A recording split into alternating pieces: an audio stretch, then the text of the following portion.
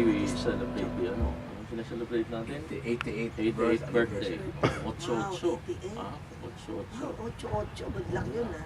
Tapos ano pa? 8th year anniversary. 8th year anniversary ng Beautiful Father, Heart you have a Foundation. very nice voice. Oh, thank you. I think you can sing a very good song. Kasi ano Thank you, eh, thank alam you. ko kasi pag ano, yung bang pagsasalita nyo na lang, you have a very good voice. Salamat po. Gift. Yeah, Just like that's you. right, that's right, that's right. So anyway, kanina pupunta dito, I was reflecting on the Beautiful Heart. No? Kasi Beautiful Heart eh, foundation. So sabi ko, what makes a heart beautiful? What do we mean by beautiful heart? God bless no? the pure in heart. So that's one definition, yung God purity of bless heart. the pure in heart. Oh. That is the beautiful. So that's why that word, God bless the pure in heart. And That's very good for to use also to Yeah. our to the tama, pati foundation. yung title eh. No? Yeah, I think already. Yung sinabi mo, beautiful heart. God bless the beautiful heart. That is in the Bible.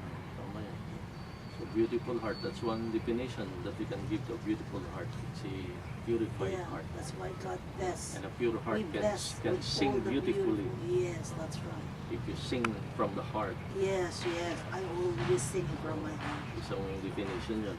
And then isang definition din siguro, a beautiful heart is a heart that knows how to love unconditionally. Yes, that's right. Yung ginagawa niyo doon, na pagsiservisyo.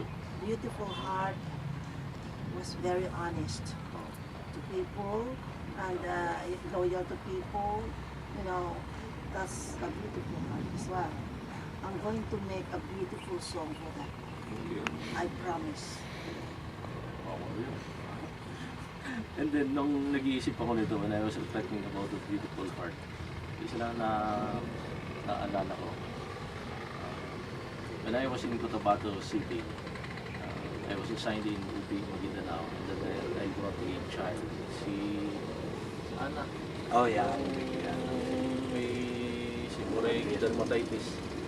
Tapos, nakalinya kami dito, haba-haba ng pila. Yung doktor na. Yung doktor eh, dalaga pa.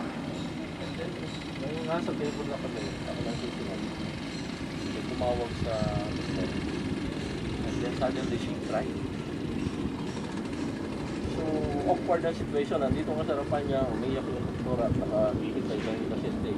Haba ng pila. Mga ilang minuto umiyak, tapos ikaw ko siya. Tapos, pilit nang itigil yung umiyak niya.